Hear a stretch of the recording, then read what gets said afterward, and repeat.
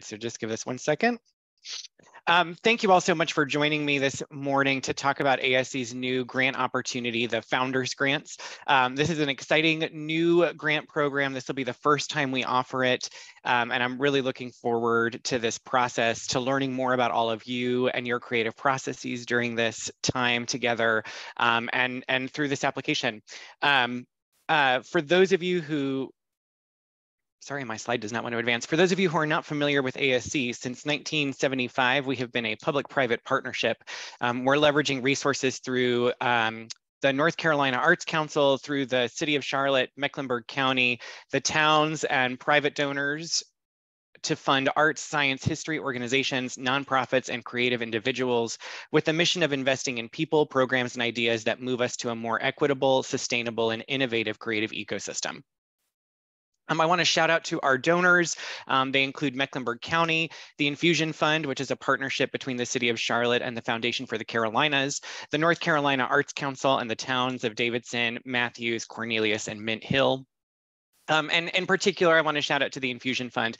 They have provided the funding for this inaugural class of founders, and we're really grateful to their support for this opportunity. So one of the things I wanted to shout out to at the beginning of this process is ASC's commitment to cultural equity and what that means for our grant making process.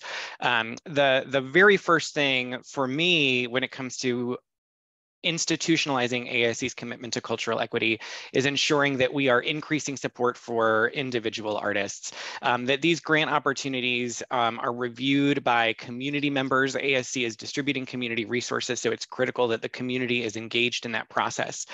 We provide support throughout the grant opportunities, so whether it's through info sessions like these, through office hours and draft reviews of the applications, and then there's always a feedback loop. So at the end of this process, we'll share feedback regardless of whether or not your application was selected. And really our intention is that everyone has the opportunity to put their best foot forward through this process. And what does that look like? So in FY22, we invested $1.7 million in creative individuals. Those fall ultimately into sort of 3 buckets. So there is funding for community programs. So that looks like the Cultural Vision Grant Program or the Culture Blocks Program, if you're familiar with that.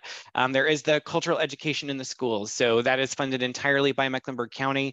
My colleague, Mary Beth, plays matchmaker between the providers in the education provider directory and the school systems to provide curriculum aligned cultural education across schools in Mecklenburg County.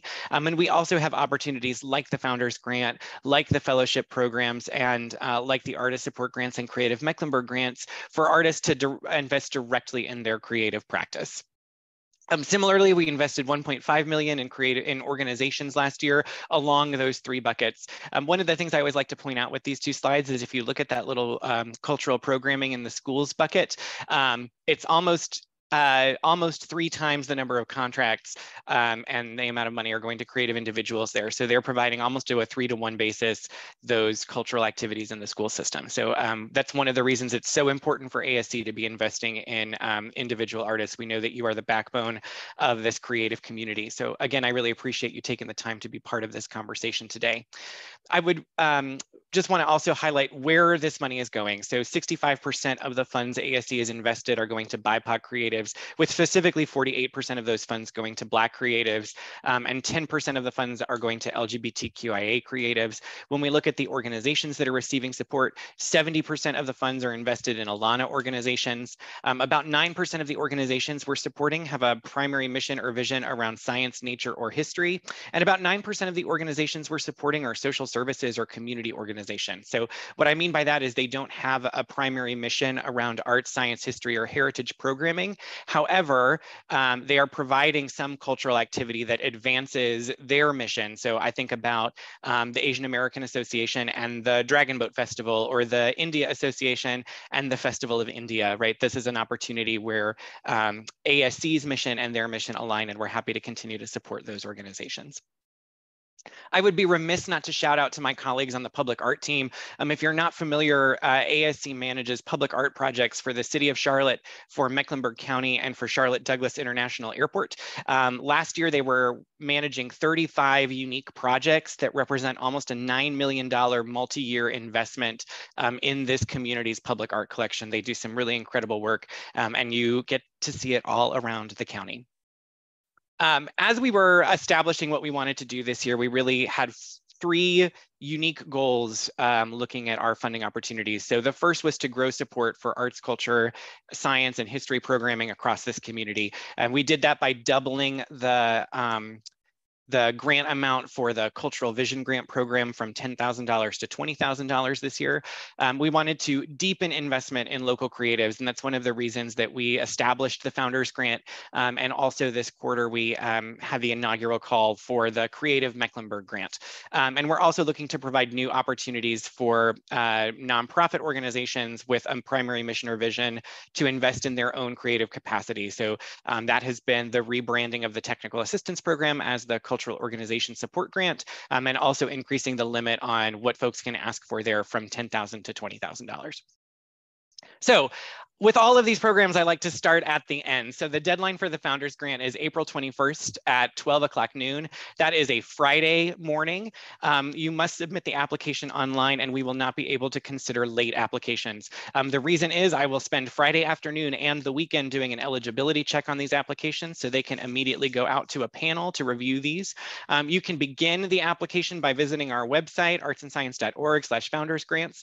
And please email any questions you have about technical things with the application to grants@artsandscience.org.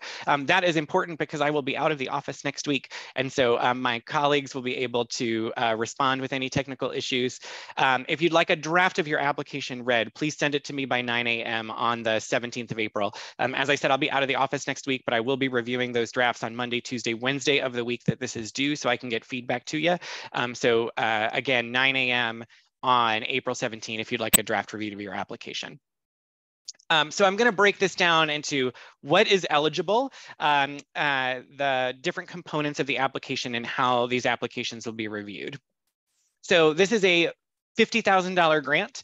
It is to support visionary leaders in the creative sector who are engaging directly with Charlotte-Mecklenburg residents. Founders are building community by providing relevant and innovative cultural programming. They may be creative entrepreneurs or founders of grassroots or emerging nonprofit organizations. So what does that mean? That means that ultimately the grant is to celebrate the vision of the artist. So you may be connected to a nonprofit organization as the founder, but you do not need a 501c3 to receive this grant. We can also pay this directly to you if that is not part of the way you're supporting your work. The term of the grant is from June 1, 2023 through June 30, 2024. You're not submitting a project proposal necessarily with this, right? It's not an expectation that those funds are expended by June 30, but just that is sort of, you are a founder if you are selected until June 30, 2024. So again, if you are planning to apply for this, you should be a resident of Mecklenburg County and have been a continuous resident for at least 5 years at the time of the application. You should be pursuing your creative practice as your primary occupation, or you're the founder of a grassroots or emerging organization, and that you're presenting new, innovative, and original work to the public. You will be disqualified if you are not a resident of Mecklenburg County, if you are a full-time employee of a cultural organization, unless you are the founder, if you are enrolled in a degree-seeking program at the time of the, or during the grant period. So it may be that you are enrolled, but you are taking a year off, that would be acceptable. If you're just taking a couple of classes, that's not an issue, but if there's ultimately, if you're in an MFA program or a BFA program, for example, something that's connected to your creative practice, we're gonna ask you to sit this round of funding out. I also want to shout out that it's not a priority to fund folks who are working in academic settings through this opportunity. However, if you are working and you still align with the eligibility here, we just ask that you articulate how this is separate from the work that you're doing in the classroom. There are a couple of key components to this application here that I'm going to walk through. The first is the applicant profile. There's a narrative section. This is a unique narrative compared to what we've offered in the past, so I'm going to spend a lot of time on that. I'm going to touch on the letters of support and the work samples as well. So the application components, you're going to be asked to provide contact information, a W-9 form, a demographic survey, a career statement, and a resume. So we're going to ask those for those 5 basic things there.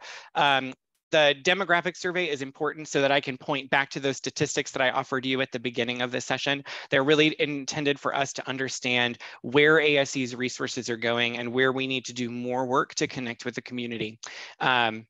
The W-9 form is important because if you are selected as a founder, we use that information to begin issuing you a contract for that. The career statement and the resume will be shared with the panel. The contact information, the demographic survey, and the W-9 will not. If you have never filled out a W-9 form, I know it can be a scary document because it comes from the IRS. There are just a couple of key things to look for. On the upper right-hand corner, on the upper left-hand corner, it should say revised October of 2018. You can use either your name or your business name. You'll provide check a box there that says federal tax classification. Most folks are checking the individual proprietor or single member LLC at the top, or under other, you can check other and put 501c3 there. You'll provide your address, your TIN, and then you just need to sign and date it. Do not sweat this document. If you are selected as a founder and there is an error on this document, I will take the time to correct it with you before we send you a contract. It is not, I have never disqualified an applicant because they screwed up something on a W-9. These are always fixable. Again, we collected at this stage of the process just to help move the process forward if you are selected for a grant. But again, do not sweat this. I know it's a big, scary IRS document. It is all going to be okay.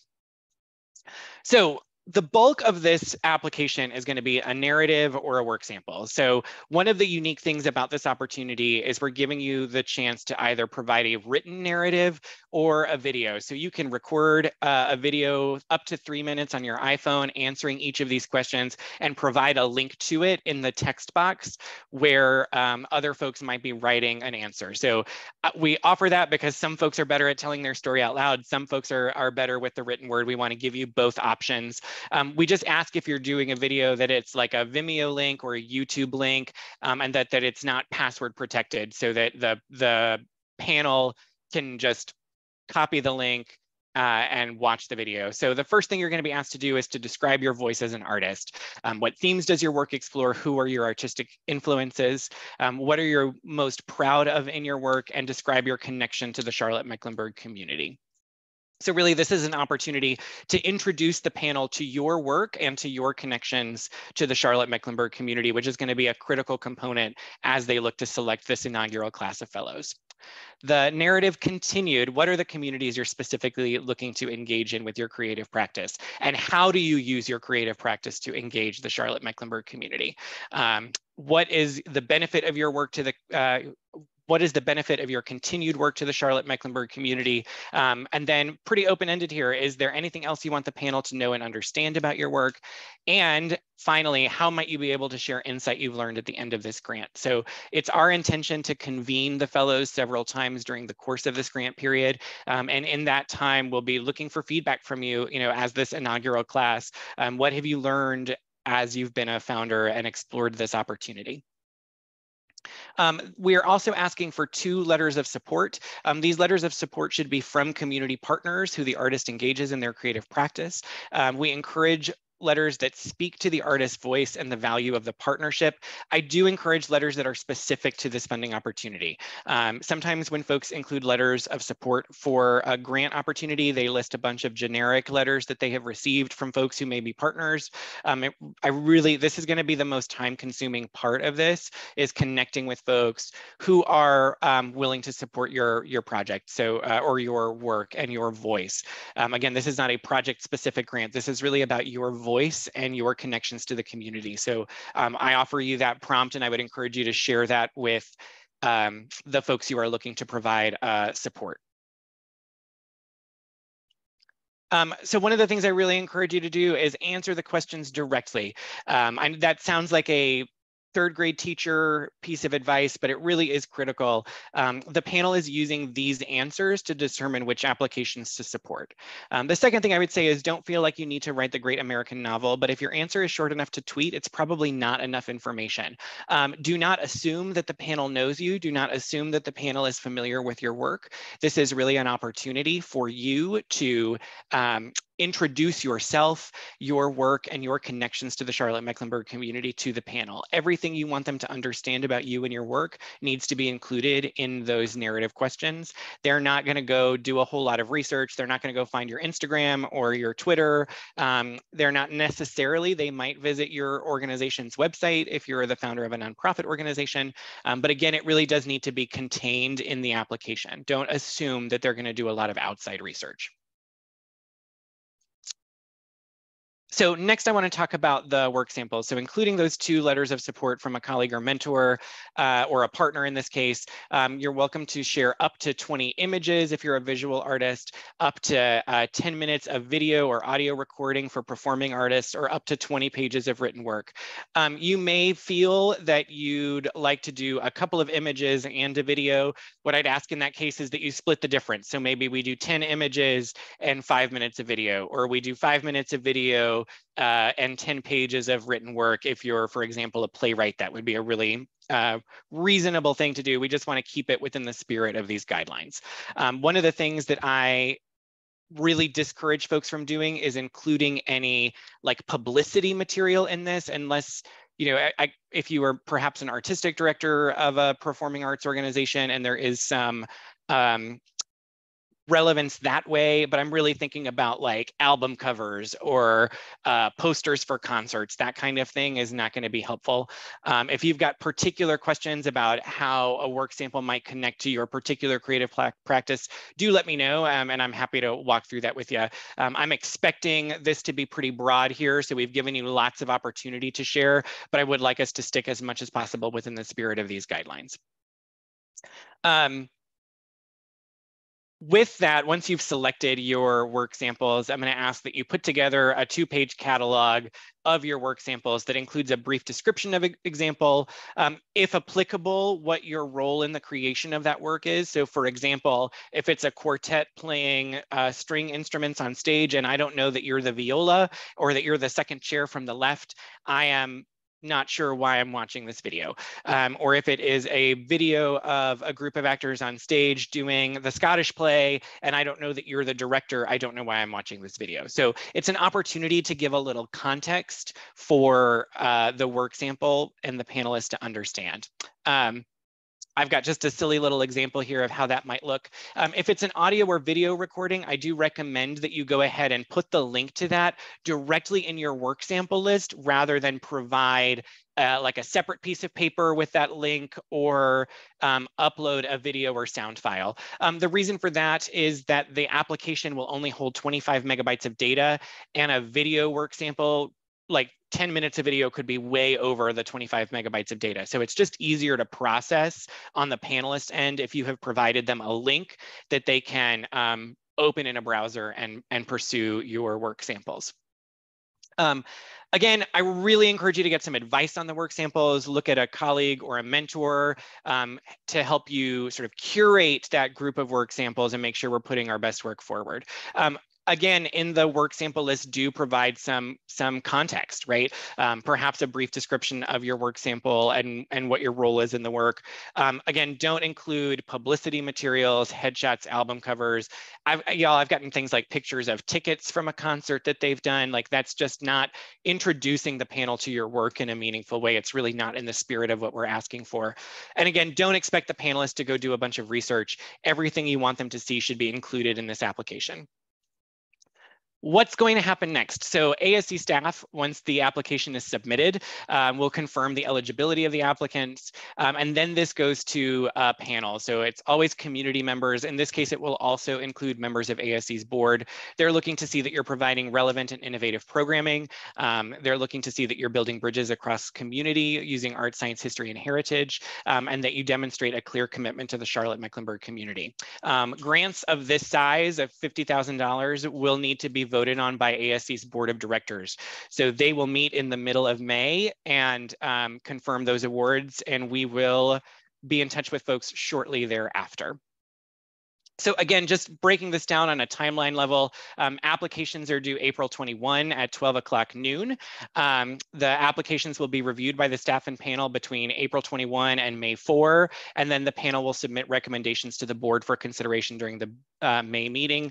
The board of directors will vote on the May meeting to confirm the awards, and then between May 22nd and May 26th, all of the applicants will receive an update on the status of their application. So it will be that last full week in May that you find out whether or not you've been selected for this opportunity. If your application is not funded, we're committed to providing you feedback on the application. It may take a little time because we're typically processing the applications that are selected while we're providing feedback, but I am committed to making sure you've got feedback from the panel and from the staff about your application. So please take advantage of that opportunity. It's a great way for those of you who have grant writing as part of your practice, great way to learn, what I can do to tell my story better for not just ASC opportunities, but whether that's an opportunity with a private foundation, with the North Carolina Arts Council, with local government. So I really encourage you to take advantage of that. And with that, I just want to stop where we started with the deadline, April 21 at 12 o'clock noon. Applications must be submitted online. We will not accept late applications. Those applications you can submit by visiting our website, artsandscience.org. Email grants@artsandscience.org with any technical questions and send a draft before April 17 at 9 a.m. for feedback to grants@artsandscience.org. With that, that is the content of this. I'm going to stop recording, and then I'm going to open up the floor for questions.